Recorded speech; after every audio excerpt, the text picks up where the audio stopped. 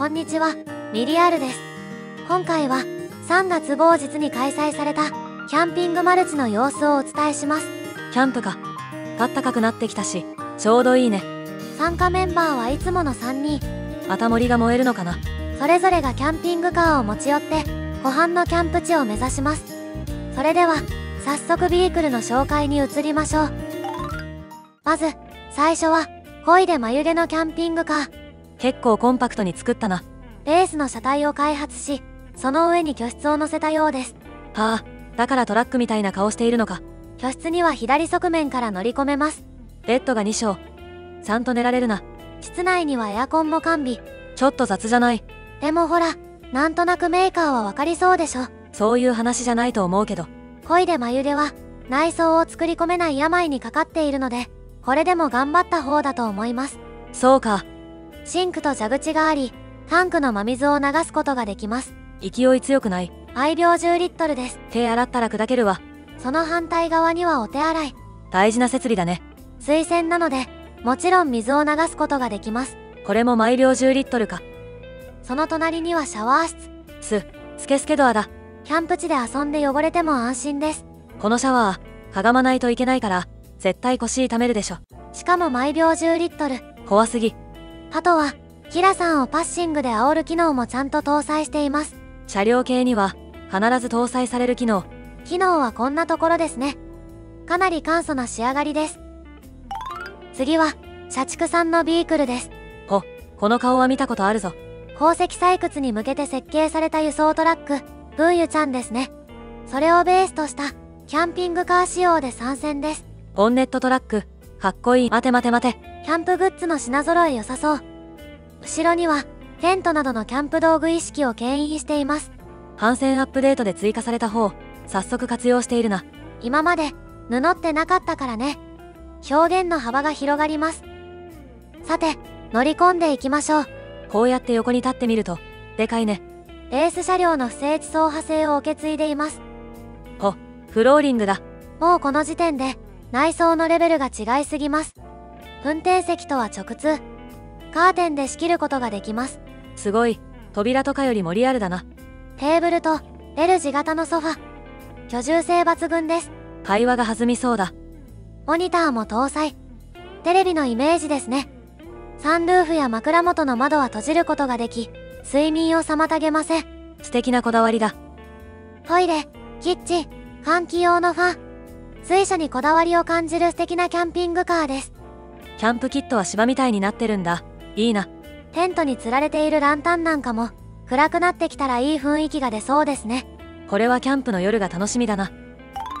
最後は、白石キラさんのキャンピングカーです。おや、3つに分割されているのか。トレーラーヘッド、居室、荷台の3構成となっています。早速見ていきましょう。室外機のクオリティ高いな。おい。別のデザインのものもあります。片方が、キラさん、もう片方はイラストレーターの白根先生がデザインされたそうですよ。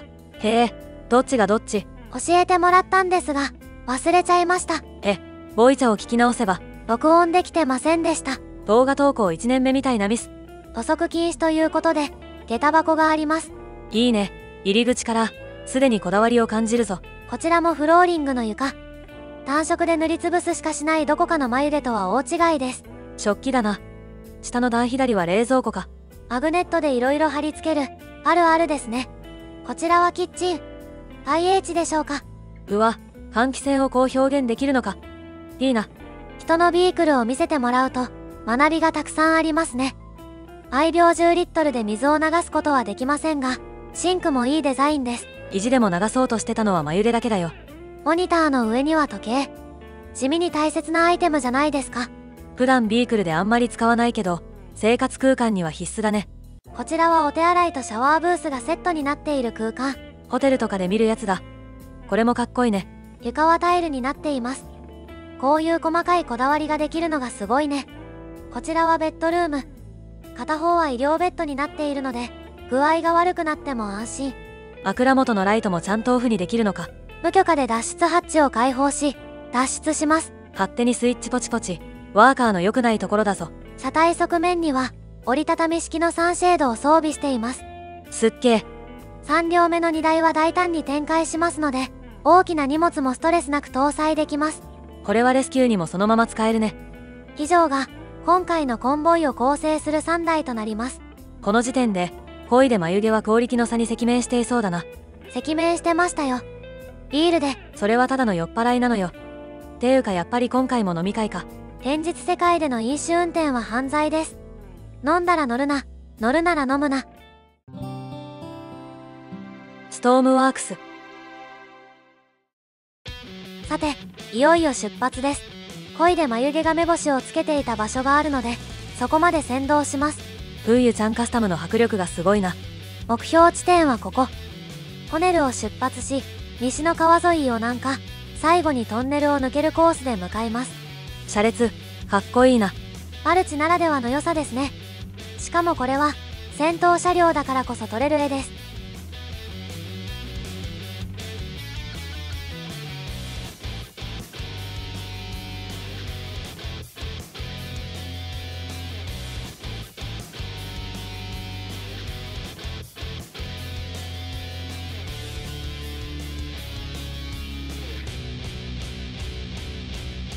さて、トラブル発生です。はい来た。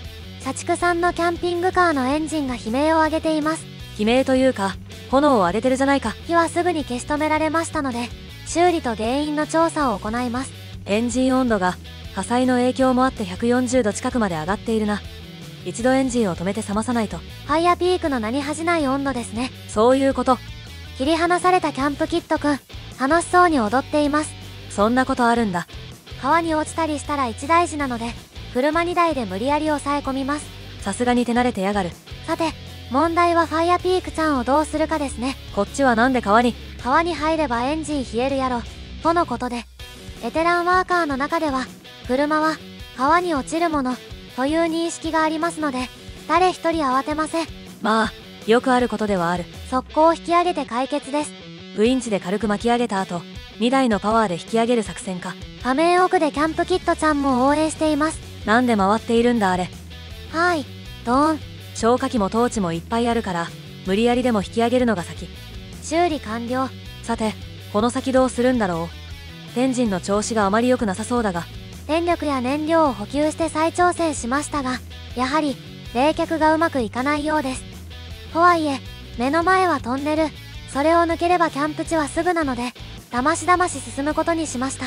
ここであれこれ考えても仕方ないしな。電力を補給しつつ、モーターの力も使って走ります。トンネルを抜け、左手に湖が見えてきました。ゴールはすぐそこです。なんとか税車揃ってたどり着けそうだ。大間さんがお出迎えです。3人は馬刺し食べたいなどと言っていました。酔っ払いどもめ。さてさて、キャンプの準備に取り掛かりましょう。3台で囲んだスペースに、テントやキャンプファイヤーを展開していきます。あら、キラさんのサンシェードが引っかかってる。よくあることですね。社畜さんがキャンプファイヤーを準備しています。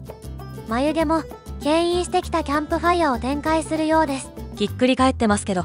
ホストプレイヤーじゃないので直せません。ダメじゃん。しかも、武器 DLC オフなので、チャッカマンが使えません。ダメじゃん。して波が。自然災害はオンなので波は来ます。横転したキラさんトラックを助けようと駆けつけたところ、サンシェードで起き上がっていました。波の衝撃で引っかかりが治ったのか。怪我の巧妙ってやつですね。あれ、うちのキャンプファイヤーは波で流れていきました。短い登場だったな。テント設営完了。社畜さんのキャンプファイヤーも予備を展開します。開始から2時間半、ついに設営完了だ。